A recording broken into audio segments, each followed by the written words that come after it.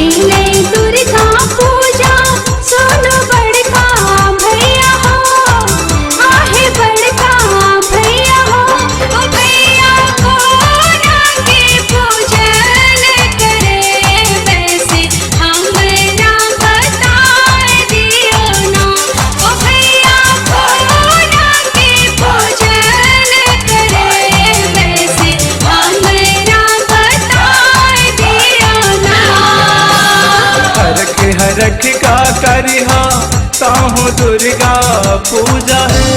अच्छा हरख का करिहा ताहू दुर्गा पूजा है, करिहा दुर्गा पूजा है। हे बहनी ना दिन खातिर कल सब सबिहा की पूजन करायली हना।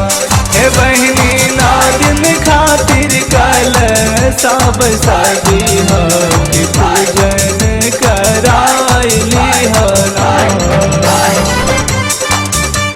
अहाँ सुनि रहल छी ML प्रोडक्शनक प्रस्तुति माँ जगत जननी। गायक ज्योति चंद्र झा आ संगीतकार अपने सुपरिचित सतीश अर्पित जी।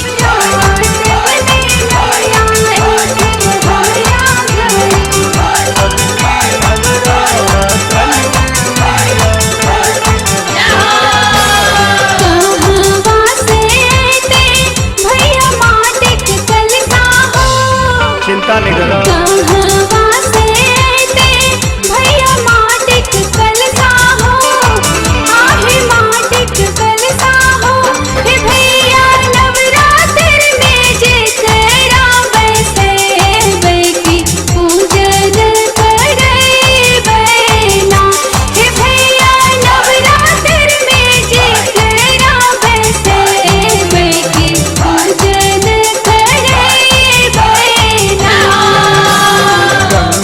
घाट सवन बई बहनी चिकनी माटी है।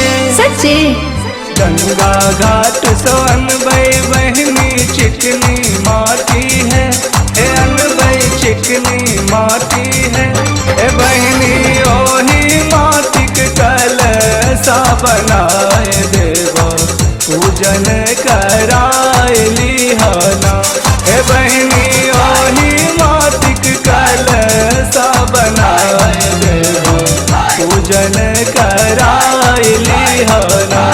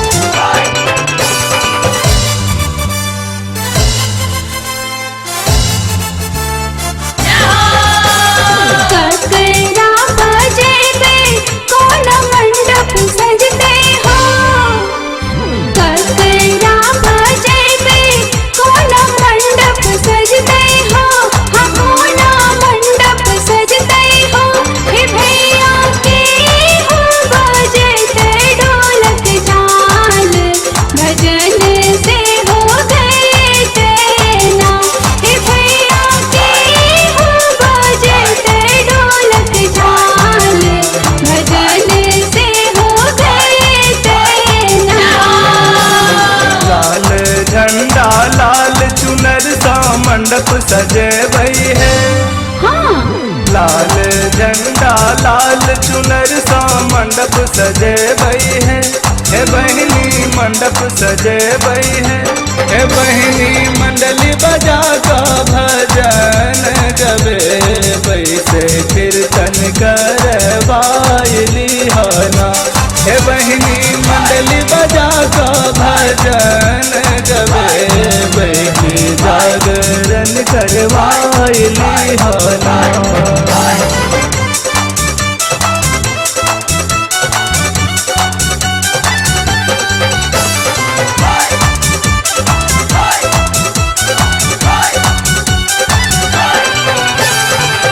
अब